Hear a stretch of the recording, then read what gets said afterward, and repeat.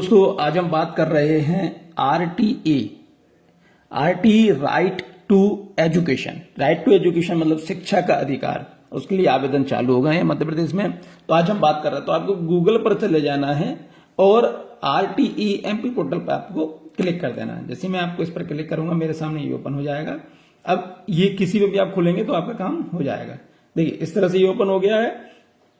अब यहां पर शिक्षा के अधिकार कानून 2009 निजी विश्वविद्यालय निःशुल्क प्रवेश 24-25, हमें यहां नहीं जाना है, हम थोड़ा सा नीचे आएंगे। यहां देखिए ये पालकों के लिए निःशुल्क प्रवेश सत्र 2025-26 हेतु, चूंकि अब जो सत्र चलेगा वो क्या चलेगा 25 और 26 सत्र, तो उसमें आवेदन होना है। सबसे पहले जिन लोगों को नहीं पता है कि भाई शिक्षा का अधिकार कानून आरटीई क्या है, वो आप जानकारी यहां से ले सकते हैं। प्रक्रिया क्या रहने वाली है वो यहां से ले सकते। पात्रता जाने तो यहां से देख सकते हैं। आवेदन का प्रारूप यहां से देख सकते हैं और वहां की वैसे इसमें सब चीजें दी हुई हैं। तो मैं इस पर क्लिक कर देता हूं। जैसे मैं इस पर क्लिक करूंगा तो मेरे सामने ये ओपन हो जाएगा। 13 पेज का है, वीडियो थोड़ा सा बड़ा होगा। आप एक बार अगर इसे ध्यान से देख लेंगे तो मुझे लगता है कि इसके बाद आपको जानने के लिए लगभग कुछ नहीं रह जाएगा। और कई सारी चीजें ऐसी भी हैं जो आपको नहीं पता, जो पालक हैं उनको नहीं पता, तो वह जानकारी भी यहां पे कोशिश करूंगा कि जानकारी दे दें। बाकी नोटिफिकेशन ये है, आप इसको ध्यान से देखिए। 25 कल का नोटिफिकेशन है, 25/4/2025 का है। समस्त जिला कलेक्टर यानी एमपी, समस्त जिला परियोजना समन्वयक, जिला शिक्षा केंद्र मध्य प्रदेश। विषय शैक्षणिक सत्र 25-26, ध्यान से देख लीजिए। 25-26 हेतु शिक्षा का अधिकार कानून अधिनियम के अंतर्गत गैर अनुदान मान्यता। अब गैर अनुदान मान्यता प्राप्त अशासकीय स्कूल कौन से हैं? जो प्राइवेट स्कूल, जिनको आप प्राइवेट स्कूल कहते हैं, वो गैर अनुदान यानी उन्हें कोई भी यहां से सरकार की तरफ से कोई अनुदान यानी कोई पैसा नहीं मिलता है, तो उनको इसलिए क्या कहा जाता है, गैर अनुदान मान्यता प्राप्त अशासकीय स्कूलों में ऑनलाइन निःशुल्क प्रवेश प्रक्रिया के संबंध में। इसको हम जल्दी से पढ़ लेते हैं। निःशुल्क और अनिवार्य बाल शिक्षा का अधिकार अधिनियम 2009 की धारा 11(1) के प्रभावी क्रियान्वयन तथा कमजोर वर्ग एवं वंचित समूह, ध्यान से देख लीजिए, कि बच्चों के निःशुल्क प्रवेश की प्रक्रिया पारदर्शी बनाना है, आसान बनाने के उद्देश्य से सत्र 25-26 निःशुल्क प्रवेश की निम्नानुसार कार्रवाई की जाना है, यानी पारदर्शी बनाना है। इसमें कोई भी ये नहीं कह सकता कि मेरे बच्चे का एडमिशन हो गया, मेरे बच्चे का नहीं हुआ, ये कोई नहीं कह सकता, कि शुद्ध पारदर्शी है। निःशुल्क प्रवेश प्रक्रिया हेतु की जाने वाली कार्रवाई, अब क्या कार्रवाई की जानी है वो आप देख लीजिए।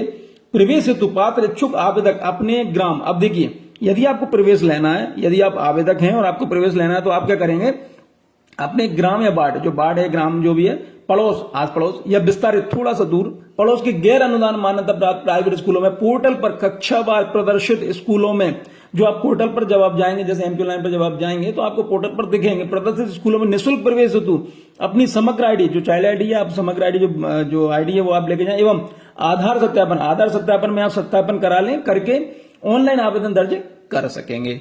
आवेदन के पश्चात निर्धारित तिथि, अब आपने आवेदन कर दिया, अब क्या होगा कि उसके बाद तिथि निर्धारित है, तो निर्धारित सत्यापन केंद्र पर मूल दस्तावेजों से सत्यापन कराया जाना अनिवार्य है। अब क्या हो गया, सबसे पहले तो आप आवेदन कर देंगे। आवेदन करने के बाद आप जो सत्यापन केंद्र जो बनाते हैं, ये बताएंगे इसमें, जो सत्यापन केंद्र है वहां पर आपके जो ओरिजिनल डॉक्यूमेंट्स हैं जो आपने लगाए हैं वो उनका सत्यापन होगा और वो अनिवार्य है। कई बार ऐसा देखा गया है कि व्यक्ति सिर्फ आवेदन कर देता है और फिर ये सोचता है कि मेरा एडमिशन हो गया, ऐसा नहीं है। इसमें एक भी प्रक्रिया अगर आप छोड़ते हैं तो आपका एडमिशन नहीं माना जाएगा। सत्यापन उपरांत पात्र पाए गए आवेदकों को ऑनलाइन लॉटरी के माध्यम से अशासकीय स्कूल का आवंटन किया जाएगा। अब मान लीजिए आपने सत्यापन कराया और मान लीजिए कि आपके डॉक्यूमेंट सही नहीं पाए गए, पात्र नहीं पाएगा तो आपका एडमिशन नहीं होगा। लेकिन पात्र पाए जाने वाले आवेदकों को ऑनलाइन लॉटरी, देखो इसमें ना तो स्कूल वाले कुछ कर सकते हैं ना कोई भी कुछ नहीं कर सकता, क्योंकि डायरेक्ट गवर्नमेंट की तरफ से लॉटरी के माध्यम से इसमें शासकीय स्कूलों का आवंटन किया जाता है। हालांकि कोशिश ये होती है कि आपके आस पड़ोस का ही एडमिशन हो, ठीक है। तो चलिए अब हम आगे बढ़ते हैं। इसका समय सारणी निम्नानुसार, अब समय सारणी आप इसको नोट कर लीजिए कि निःशुल्क गतिविधियां, समय सीमा। निःशुल्क प्रवेश हेतु मान्यता प्राप्त अशासकीय स्कूल एवं उनमें उपलब्ध कक्षा की सीट का पोर्टल पर प्रदर्शन कब से होने लगेगा, 5/5/2025 से। पोर्टल पर ऑनलाइन आवेदन एवं त्रुटि सुधार कब से होने लगेगा, आवेदन आप कब से कर पाएंगे, 7 मई से 21 मई तक आप आवेदन कर सकते हैं। आवेदन पश्चात सत्यापन केंद्र, शासकीय जनशिक्षा केंद्र में सत्यापन कब कराना, जो हमने बताया था आपको 7 से 23, यानी आपको उसी तारीख से आप अगले 2 दिन तक आप सत्यापन करा सकते हैं। रैंडम मतलब होता है कि मान लीजिए 100 तक है गिनती, तो किसी को भी 10 लोगों को उठाना है तो कोई भी 10 लोगों को उठा दिया, तो ये कहते हैं रैंडम पद्धति से ऑनलाइन लॉटरी द्वारा स्कूल का आवंटन और चयनित आवेदकों को एसएमएस द्वारा आपके पास मैसेज आएगा, वो 29/5/2025। आवंटन उपरांत अशासकीय स्कूल में प्रवेश हेतु उपस्थित होना एवं स्कूल द्वारा मोबाइल ऐप के माध्यम से एडमिशन रिपोर्टिंग। अभी भी काम आपका पूरा नहीं हुआ, एसएमएस आ गया, आपके पास स्कूल का नाम आ गया, अब आप उस स्कूल में जाएंगे, स्कूल में आप उपस्थित होंगे, आप स्कूल के मोबाइल ऐप से आपका एडमिशन रिपोर्टिंग होगा। तो 2 तारीख से लेकर 10 तारीख तक का ये काम रहेगा, ये जून में हो जाएगा। ठीक है, प्रथम चरण के उपरांत रिक्त सीटों में द्वितीय चरण के माध्यम से आवंटन किया जाएगा। अब मान लीजिए प्रथम चरण हो गया, प्रथम चरण में मान लीजिए कि पूरे मध्य प्रदेश में 1 लाख सीटें हैं, तो 1 लाख में से मान लो 80,000 भरी गई, तो 20,000 के लिए दोबारा से होगा, लेकिन कंफर्म नहीं है, अगर रिक्त रह गई है तो। प्रवेश के लिए पात्रता एवं दस्तावेज, अब यहां से आप चीजों को देखिए और इन चीजों का आप ध्यान रखिए। शिक्षा का अधिकार अधिनियम 2009 की धारा 12(1) के अनुसार कमजोर वर्ग एवं वंचित समूह के बच्चों के निःशुल्क प्रवेश हेतु पात्रता तथा दस्तावेज के संबंध में निर्देश। प्रवेश के लिए पात्रता, निःशुल्क एवं अनिवार्य बाल शिक्षा का अधिकार अधिनियम 2009 की धारा 12(1) के अंतर्गत ऐसे बच्चे पात्र होंगे जिनके अभिभावक निम्न वर्ग से। अब कौन पात्र होगा वो आप यहां पर देख लीजिए। अनुसूचित जाति एसटी, अनुसूचित जनजाति एसटी, वन भूमि के पट्टाधारी परिवार, विमुक्त जाति जो विमुक्त जो घूमने वाले, निःशक्त बच्चे, मेडिकल बोर्ड से जारी प्रमाण पत्र अनुसार HIV ग्रस्त बच्चे। अब कमजोर वर्ग की आते हैं, गरीब रेखा के नीचे रहने वाले परिवार के बच्चे यानी BPL कार्डधारी, अनाथ बच्चे, राज्य शासन द्वारा अनाथ बच्चों को भी कमजोर वर्ग में शामिल किया गया है। 3, कोविड-19 से माता पिता अभिभावक की मृत्यु के कारण अनाथ बच्चों की शिक्षा, आर्थिक सहायता तथा खाद्य सुरक्षा के लिए मुख्यमंत्री कोविड-19 बाल कल्याण योजना के तहत इस योजना में निम्नलिखित आवेदक पात्र होंगे। अब कौन कौन पात्र होंगे? परिवार से अभिप्राय पति पत्नी और उन बच्चों पर आश्रित बच्चों से है, माता पिता की कोविड-19 से मृत्यु हुई हो या माता पिता का निधन पूर्व में हो गया था, उनके वैध अभिभावक की कोविड-19 से मृत्यु हुई हो या माता पिता में से किसी एक का पूर्व में निधन हो चुका था तथा अब दूसरे की कोविड-19 में मृत्यु हुई हो। कोविड-19 से मृत्यु का अभिप्राय ऐसी किसी भी मृत्यु से है जो 1 मार्च 2021 से 30 जून 2021 तक की अवधि में हुई है। ध्यान रखिए, बाल हितग्राही के मामले में संरक्षा का चिन्हांकित योजना के अंतर्गत कलेक्टर की अध्यक्षता गठित समिति द्वारा किया जाए। तो मुझे लगता है यहां से अब आपका ये मैटर क्लियर हो गया कि कौन कौन का हो सकता है, तो ये चीज क्लियर हो गई। अब हम और आगे बढ़ते हैं। अब आयु सीमा के संबंध में, अब देखिए आयु सीमा के लिए भी एक चार्ट दिया हुआ है, अब हम उसको देख लेते हैं कि नवीन शिक्षा नीति जो NEP है, नवीन शिक्षा नीति के अनुसार कक्षा अनुरूप आयु निर्धारित की गई है। नवीन शिक्षा नीति के अनुसार आवेदन करने हेतु कक्षा अनुरूप स्कूलों में प्रवेश हेतु आय निम्नानुसार होगी। सत्र 25-26 आयु निम्नानुसार 25-26 के अनुसार प्रवेश हेतु आवेदक की आयु की गणना हेतु प्री प्राइमरी कक्षा, प्री प्राइमरी का मतलब होता है नर्सरी, LKG, UKG के लिए न्यूनतम आयु की गणना 31 जुलाई 2025 से तथा 1 की गणना 30 सितंबर 2025 की स्थिति में की जाएगी। तो आपको कई सारी चीजें पूछने की जरूरत है नहीं। अगर आपने ये वीडियो देख लिया या नोटिफिकेशन आपने देख लिया ना, तो अब आपके लगभग कंसेप्ट क्लियर हो जाएंगे। नर्सरी 3 से 4.5 साल, KG 4 से 5.5 साल, KG2 5 से 6.5 साल, कक्षा 1 6 से आयु 7 वर्ष 6 माह तक की हो सकती है। तो यहां पर पूरा डिटेल दिए, कब से नापेंगे।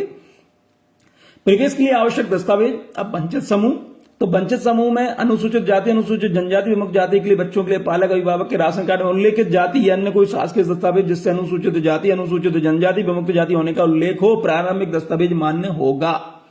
यदि किसी बच्चे के भाई बहन का जाति प्रमाण पत्र है तो वह भी प्रारंभिक दस्तावेज के रूप में मान्य होगा। यदि पालक अभिभावक संयुक्त परिवार का सदस्य तो ऐसी स्थिति में परिवार के मुखिया के दस्तावेज मान्य होंगे।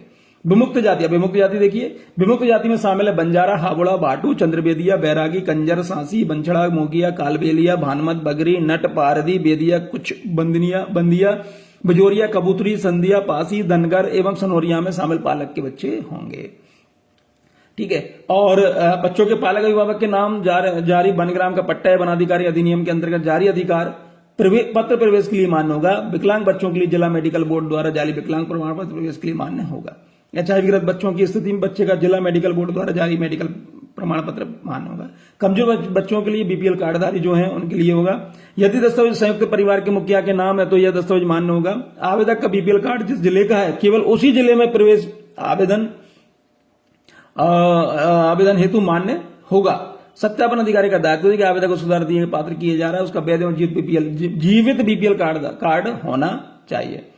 शासन द्वारा अनाथ बच्चों को भी कमजोर वर्ग की श्रेणी मान्य किया गया, इनके लिए जिला कार्यक्रम अधिकारी महिला बाल विकास द्वारा जारी प्रमाण पत्र मान्य होगा। राज्य कोविड हम देख ही चुके हैं। निवास के प्रमाण पत्र कौन कौन से होंगे? सक्षम अधिकारी द्वारा जारी निवास प्रमाण पत्र, मतदाता परिचय पत्र, राशन कार्ड, पात्र पत्र, समग्र परिचय, ग्रामीण क्षेत्र का जॉब कार्ड, मनरेगा का जो है पासपोर्ट, ड्राइविंग लाइसेंस, बिजली बिल, पानी बिल, कोई अन्य शासकीय दस्तावेज जिसमें बच्चों के पालक अभिभावक के निवास का पता अंकित हो।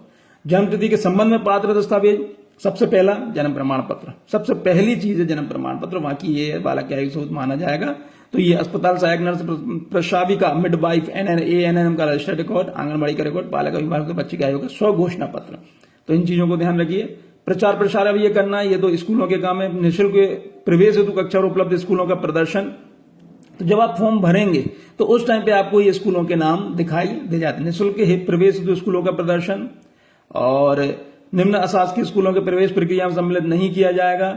अब हल्का सा आप ये ध्यान रखिए थोड़ा सा कि भाई आपके आसपास कोई ऐसा स्कूल है जो बंद हो गया हो। वैसे तो सरकार पूरा प्रयास कर रही है कि आपका नाम उस स्कूल की लिस्ट में ना आ जाए कि जिसमें जो बंद हो गया। तो आप भी थोड़ा सा एक्टिव रहिए और कोशिश करिए, अगर हो जाए तो जिस स्कूल का आप नाम कर रहे हैं, छोटा स्कूल खासतौर से, क्योंकि इस बार बहुत सारे स्कूल बंद हुए हैं, तो वो स्कूल में आपका फॉर्म ना चला जाए। वैसे प्रयास कर रही है सरकार, हो सकता है कभी गलती ऐसा हो जाए, वैसे नहीं होती। फिर भी ऑनलाइन आवेदन की प्रक्रिया किस तरीके से होगी? देखिए, आवेदक द्वारा निःशुल्क प्रवेश पत्र हेतु अपना आवेदन पत्र आरटी पोर्टल, ये जो अभी हमने आरटी पोर्टल खोला था, दर्ज किया जा सकेगा। एक आवेदक केवल एक ही ऑनलाइन आवेदन करने हेतु पात्र होगा। ऑनलाइन आवेदन में कम से कम 3 स्कूलों का, ये देखिए 3 स्कूलों का विकल्प के रूप में दर्ज करना होगा एवं अधिकतम 10 स्कूलों का चयन किया जा, कम से कम 3, अधिकतम 10। यदि किसी आवेदक के स्वयं का ग्राम, वार्ड, पड़ोस, विस्तार पड़ोस में 3 से कम अशासकीय स्कूल है तो 3 से कम स्कूल आवेदन दर्ज करने की छूट रहेगी। ठीक है। आवेदक द्वारा आवेदन में स्कूलों के नाम प्राथमिकता क्रम से दर्ज किए जाएं। प्राथमिकता मतलब अब आप मान लीजिए 3 स्कूल है, 3 में से आपको सबसे अच्छा कोई एक स्कूल लग रहा है तो आपको सबसे पहले लिखना है, उससे दूसरे पसंद का दूसरे स्कूल, तीसरे स्कूलों का चयन करते समय आवेदक अपनी प्राथमिकता को भली भांति सुनिश्चित करने को उपरांत ही फिर आप ऐसा ना करें कि भाई क्योंकि अगर आप मान लो उस स्कूल में एडमिशन नहीं लेते हैं तो इस साल आपका कुछ भी नहीं होगा, फिर आप अगले साल पे जा सकते हैं। ऑनलाइन आवेदन में आवेदन ध्यानपूर्वक स्कूलों के प्राथमिकता क्रम दर्ज करें। ये वही चीज वर्ष 25 में माननीय उच्च न्यायालय जबलपुर प्रस्तुत याचिका WP 6336/25 के अनुपालन में जिन अशासकीय स्कूलों को माननीय उच्च न्यायालय द्वारा भविष्य में पारित होने वाले निर्णय के अधीन मान्यता प्रदान की गई है, माननीय न्यायालय द्वारा शासन के पक्ष में निर्णय पारित होने पर ऐसे स्कूल की मान्यता नष्ट हो सकती है। प्रवेश के समय ऐसे स्कूलों का चयन पालकों, मैं वही कह रहा हूं जो आपसे कह रहा हूं कि आप बिल्कुल कोशिश कीजिए कि इस बार आपके पास थोड़ा सा काम ये बढ़ गया है कि आप सबसे पहले ये पता कीजिए कि उस स्कूल की मान्यता है अथवा नहीं है। तो आप जैसे इन्होंने कहा है कि संबंधित जिला के जिला शिक्षा केंद्र, BRC कार्यालय तथा जन शिक्षा केंद्र पर चस्पा की जाएगी, तो आप वहां पर इन चीजों की जानकारी ले सकते हैं। ऑनलाइन आवेदन पश्चात दस्तावेज परीक्षण होगा, वही हम जो पढ़ चुके हैं। अब आवेदन त्रुटि सुधार, अगर कोई त्रुटि हो गई है, मान लीजिए वैसे तो ना करें तो फायदा, अगर कोई त्रुटि हो गई है तो वो सुधार हो जाएगा। उसमें मूल आवेदन में दर्ज मोबाइल नंबर पर एक पासवर्ड प्राप्त होगा।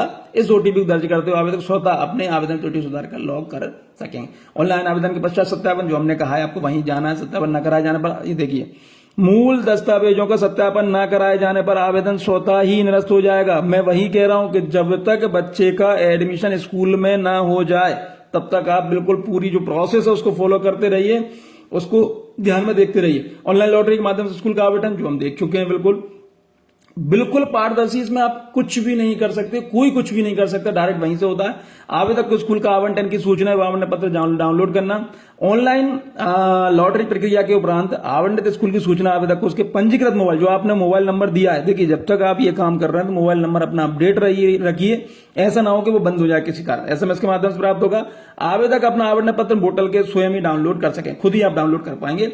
आवंटन पश्चात आवंटित स्कूल में प्रवेश एवं स्कूल द्वारा मोबाइल ऐप से एडमिशन रिपोर्टिंग। अब आप जब स्कूल में जाएंगे तो स्कूल में एक मोबाइल एक ऐप है, उसके माध्यम से आपका एडमिशन हो जाएगा। उसको फोटो वगैरह किस तरह पूरी प्रोसेस है उसकी भी, तो वो प्रोसेस हो गया, आपका पूरा काम हो जाएगा। अब हम देख लेते हैं फॉर्म कैसा रहेगा, कि आपको क्या क्या चीजें आपको जानकारी लगेगी भाई वहां जाके, कि भाई आपको ये चीजें भरनी है। देखिए, निःशुल्क और अनिवार्य बाल शिक्षा का अधिकार अधिनियम 2009 की धारा 1C के अंतर्गत कमजोर एवं वंचित समूह के बच्चों के निःशुल्क प्रवेश हेतु आवेदन पत्र 2526।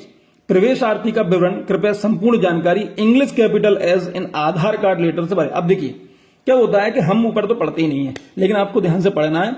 इंग्लिश कैपिटल लेटर में लिखना है और आधार कार्ड में जो है वो लिखना है। ठीक है। परिवार की 8 अंकों की समग्र फैमिली आईडी अनिवार्य है। प्रवेशार्थी का 9 अंकों का समग्र आईडी। अब यहां पर देखिए परिवार की आईडी, यहां पर बच्चे की आईडी, प्रवेशार्थी यानी बच्चे की आईडी, पिता का समग्र आईडी, माता का समग्र आईडी, प्रवेशार्थी के 12 अंकों का आधार कार्ड। अब यहां पे तो वो चीज हो गई। अब यहां पे इसलिए क्यों आवश्यक है, पता चला कि आप एमपी ऑनलाइन पहुंच गए, फिर आप फोन करके मंगवा रहे, तो आप तैयारी से जाइए। प्रवेशार्थी के निवास एवं संपर्क की जानकारी पालक के वर्तमान निवास प्रमाण के अनुसार, प्रमाण पत्र के अनुसार होगी। कैपिटल लेटर में भरें, स्पष्ट दिया हुआ है, कैपिटल लेटर में भरें। जिला, जनपद, पंचायत, नगर पालिका, नगर निगम, ग्राम पंचायत, जोन क्रमांक, वार्ड क्रमांक, मोहल्ला, बसाहट, मकान नंबर, पता, सीट आवंटन की सूचना देने हेतु मोबाइल नंबर। मैं आपसे बार बार गुजारिश कर रहा हूं कि जो मोबाइल है कृपया करके वो ऐसे व्यक्ति का मोबाइल दें जो इन चीजों के विषय में जानकार है। और याद रखें क्योंकि ये परमानेंट काम आने वाला है, सीट आवंटन की सूचना दूसरा मोबाइल नंबर, ईमेल अगर है तो वो दे दें। जन्म प्रमाण पत्र के अनुसार प्रवेशार्थी उसके माता पिता अभिभावक की जानकारी कैपिटल लेटर में। प्रवेशार्थी का प्रथम नाम, उपनाम, भाई यहाँ पे नाम आ जाएगा या सरनेम आ जाएगा, जन्म तिथि आ जाएगी, बालक बालिका, पिता का नाम आ जाएगा, माता का नाम, कास्ट आ जाएगी ST SC OBC जो भी है वो जाएगा। प्रवेश हेतु आरक्षित श्रेणी, संपर्क श्रेणी का कोड दर्ज, जो श्रेणी है वो यहां पर आप उसमें कोड दर्ज कर देंगे। वर्तमान स्थिति में जीवित, BPL कार्डधारी परिवार, अंत्योधारी के ये लिख दें जो अगर है तो। अनुसूचित जाति 2 लिख दें, अनुसूचित जाति 3 लिख दें, विमुक्त जाति 4, इसके लिए यहां पर पूरी चीजें दी हुई हैं, आप वो लिख दें। उपरोक्त श्रेणियां, उपरोक्त सरल क्रमांक 7, 8 को छोड़कर, यानी 7 और 8 को छोड़कर के संबंध शासन के सक्षम अधिकारी द्वारा प्रवेशार्थी माता पिता अथवा अभिभावक के नाम पर जारी प्रमाण पत्र का विवरण। अब जो जारी प्रमाण पत्र हुआ, जैसे विकलांग का भी हुआ होगा, वन क्रमांक पत्र, इनके सब तो क्रमांक लिखना है, दिनांक लिखना है, माह लिखना है, वर्ष लिखना है, और जिसने जारी किया उनका नाम। यदि प्रवेशार्थी विशेष आवश्यकता CWSN कैटेगरी का है तो जिला मेडिकल बोर्ड द्वारा जारी प्रमाण पत्र का यहाँ प्रतिशत, कितने प्रतिशत विकलांगता है और यहाँ किस प्रकार का है। यदि प्रवेशार्थी HIV ग्रस्त कैटेगरी का है तो जिला मेडिकल बोर्ड द्वारा जारी, यहाँ पर पूरी डिटेल आ जाएगी। कोविड-19 के माता पिता अभिभावक मृत्यु कारण अनाथ बच्चों का विवरण, बच्चे के माता पिता अभिभावक का मृत्यु प्रमाण पत्र, तो यहाँ पर पूरी डिटेल उसकी। प्रवेश हेतु कक्षा नर्सरी, KG1, KG2 पहली कौन सी में वो लिख दीजिए। प्रवेशार्थी द्वारा प्रवेश हेतु आवेशित स्कूल चयन का विवरण प्राथमिकता क्रम अनुसार निम्नानुसार है। अब देखिए, पहले भी मैं बता चुका हूं, अभी भी बता रहा हूं, क्योंकि आपकी छोटी सी गलती बच्चे का पूरा भविष्य भी और आपको भी डिस्टर्ब कर सकती है हल्का सा। कारण यह है कि मान लीजिए आपको करना था कोई दूसरे स्कूल में, लेकिन हो गया दूसरे स्कूल में, तो क्रम से आप करिए। जो पहली पसंद है वो पहले नंबर पर, जो दूसरी पसंद है वो दूसरे नंबर पर, जो तीसरी पसंद है तीसरे नंबर पर, इस प्रकार से आपको भरना है। सूचना, स्कूल का आवंटन सर्वप्रथम आवेदक जिस ग्राम वार्ड का है उसके ग्राम वार्ड के स्कूल का चयन प्राथमिकता के आधार पर चयनित करें। आप जिस वार्ड में रहते हैं, जिस ग्राम में रहते हैं, पहले उसका होगा। पड़ोस एवं विस्तारित पड़ोस के स्कूल में आवंटन होने की संभावना न्यूनतम होती है। कई बार क्या होता है कि हम जिस जगह रहते हैं कोशिश करते हैं कि यहां से 2 किलोमीटर दूर बाहर स्कूल में जो टॉप का स्कूल है मान लो उसमें हो जाए, तो आपका एडमिशन उसमें होना थोड़ा सा टफ रहेगा, स्पष्ट कह रहे हैं, संभावना न्यूनतम रहती है। सर्वप्रथम ग्राम वार्ड के या आवेदक को स्कूल का आवंटन होगा, जो आपके आसपास का उसी को होगा, इस पश्चात पड़ोस के आवेदक। अंतिम विकल्प के रूप में अगर मान लो किसी का नहीं हो रहा तो विस्तारित में आप आ पाएंगे। स्कूल की प्राथमिकता जाएगी, यहाँ पे 10 तक का दिया वो 10 आ जाएंगे। यहाँ पे चयनित स्कूल का जो PS ID होता है वो आ जाएगी, वो आप परेशान ना हो, वो भर देंगे। प्रवेश हेतु आवेशित स्कूल का नाम एवं पता प्राथमिकता क्रमानुसार स्कूल के नाम दर्ज करें, तो यहाँ पे स्कूल के नाम वगैरह आ जाएंगे। ठीक है, माता पिता विभाग तो घोषणा पत्र, अब ये घोषणा पत्र देख लीजिए एक बार।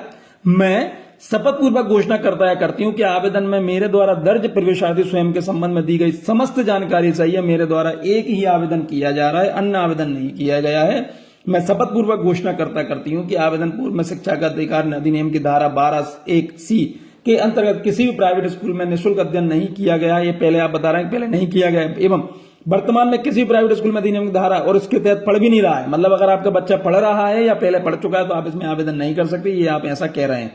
प्रवेशित नहीं है। किसी प्रकार की गलत जानकारी पाए जाने की स्थिति में मैं सदैव जिम्मेदार रहूंगा। अगर कोई गलत जानकारी होती है तो जिम्मेदार आप रहेंगे। यदि किसी भी प्रकार की असत्य जानकारी पाई जाती है तो मेरे बच्चे की सीट आवंटन निरस्त कर दी जाए, मेरे विरुद्ध वैधानिक कार्रवाई के लिए जिम्मेदार रहूंगा। अगर आप किसी कारण से होता है तो आपके बच्चे की जो सीट है उसे निरस्त कर दिया जाएगा और आपके विरुद्ध वैधानिक कार्रवाई के लिए आप जिम्मेदार रहेंगे स्वयं।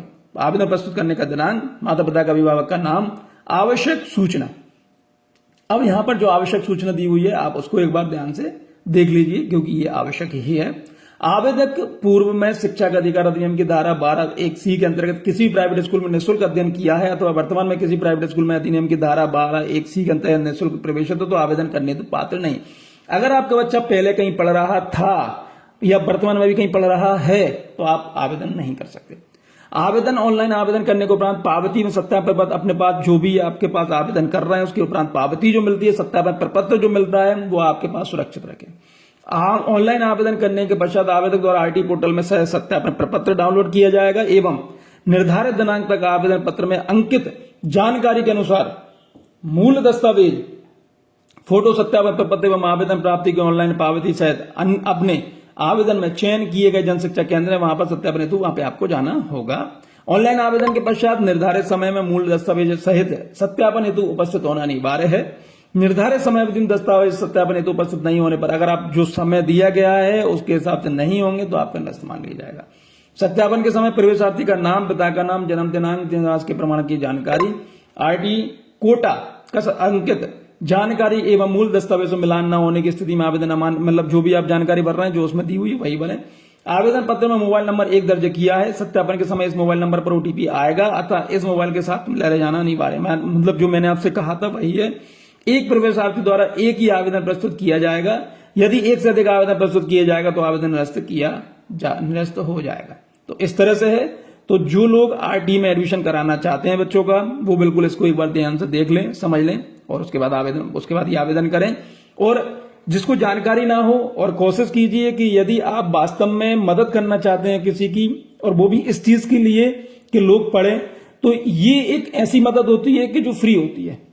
मैं ये नहीं कह रहा मेरा वीडियो शेयर करिए, आप तो सिर्फ ये बता दीजिए कि आरटी के एडमिशन स्टार्ट हो गए, सब इतना सा आपको कहना है। तो जो बीपीएल कार्डधारी हैं, जो एससी एसटी के लोग जो उसमें आ रहे हैं, तो उनका अगर एडमिशन हो जाता है तो आप ये मान के चलिए कि आपने एक बच्चे को ऐसा कर दिया है कि अब वो पढ़ पा रहा है और उसके जिम्मेदार मतलब उसकी जो खुशी है वो आपको होगी। जब आप उसे देखेंगे तब तो आपको खुशी होगी कि ये बच्चा आपके कारण पढ़ पा रहा है। तो हो सकता है कि इसमें आपको अच्छा लगे। बहुत बहुत धन्यवाद। Thank you.